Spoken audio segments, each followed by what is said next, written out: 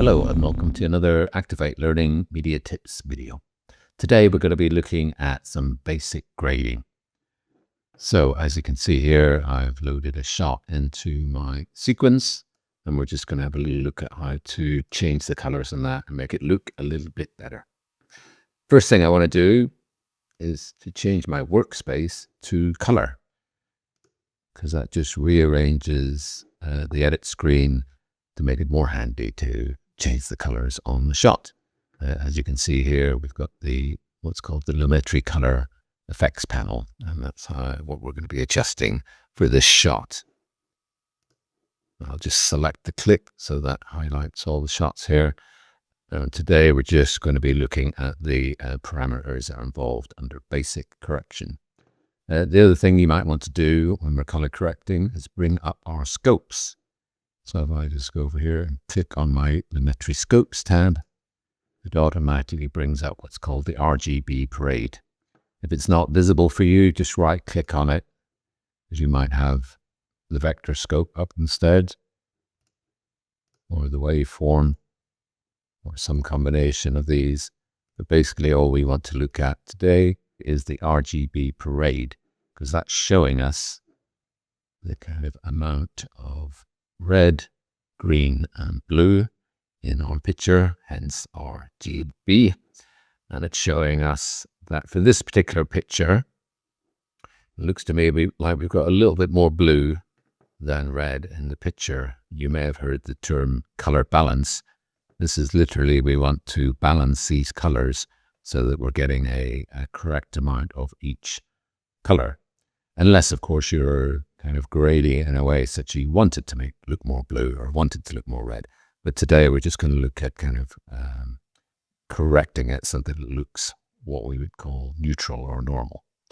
And also from this RGB parade, I can also see that the contrast is quite low in this picture, because ideally we want to see some lines down here which indicate the black parts of the picture, and we want to see some action up here as well, because that's the brighter part of the picture. You want a good what's called dynamic range between the brightest and the darkest bits of the picture, and you can see which our picture here is looking a little bit washed out and a little bit grey. So let's see if we can pep it up a bit. So the first thing I always do when I'm just kind of doing some basic grading is I will click auto, because I'm a bit lazy, and you can see immediately it just does its best to kind of make the picture look better. We see a much higher gap between the top and bottom here, so we're getting a nice, more bright picture, a little bit of contrast. It looks to me that it's even balanced the colors a little bit here as well, which is good, but we'll look a little bit more at that in a minute. And you can just see that the picture is looking more like a nicely exposed bright shot. But a couple of other things we can do to help it along the way. White balance is always a good thing to do. So if there is something white in the picture, and there normally is, all you have to do is click the eyedropper, and I can see there's a bit of white on the top of this roof, and we just click that, and it does its best to balance the colors. But it has, I think, gone a little bit blue still. So we can literally just drag our temperature. So it's a bit too blue, and our blue is on the left. So let's drag it away from the blue towards the red, and you'll see you can kind of just balance it by eye almost and look at the picture. And yes, that's looking pretty good. That's kind of where it was initially, but I think it's worth just knowing about that white balance trick anyway. And like I say, if you want to make stuff look blue, go, oh, it's early morning, which is associated with the blue light. You can just shift it towards the blue scale, and you can see the blue side shifting up there, and you're like, oh yes, that's first thing in the morning. So it is nice, icy, cool morning. Or if you want to go sunset-y, well, you just go the other way. And we can have a bit too much red in the picture, and you can go, oh yeah, it's late in the day now, isn't it? But let's just undo that, and we'll go back to where we were. So that's the basic color balance.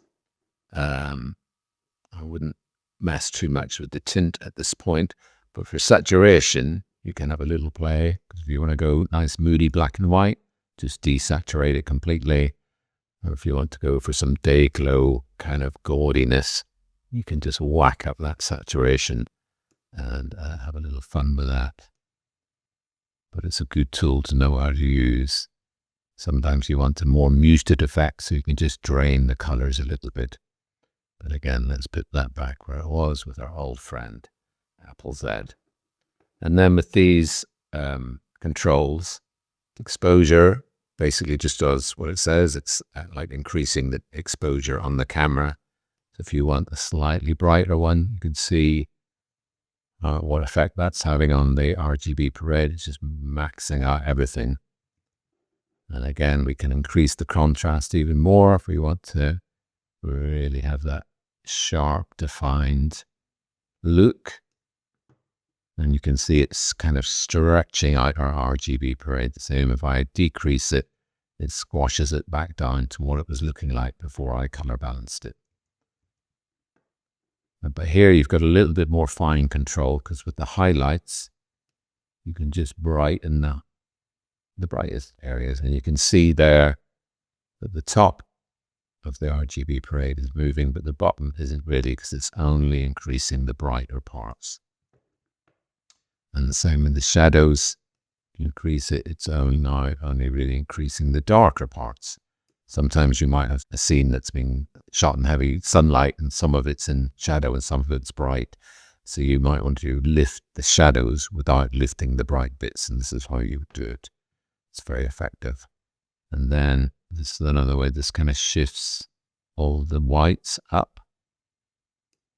So it's similar to the highlights, but slightly subtly different. And this is a good one because it shifts all the shadows up. And often what I like to do, because I find that a lot of videos don't really capture shadows very well. So I'm always nudging this down, and you can see here starting to hit the bottom line. You don't want to overdo that, because then you end up with something like that and it just looks a bit weird. But you do want a little bit of action on that bottom line to give you a nice dark shadow. So that's basically it for the basics of color correcting. I will be doing a slightly more advanced tips video in a bit, so keep an eye out for that.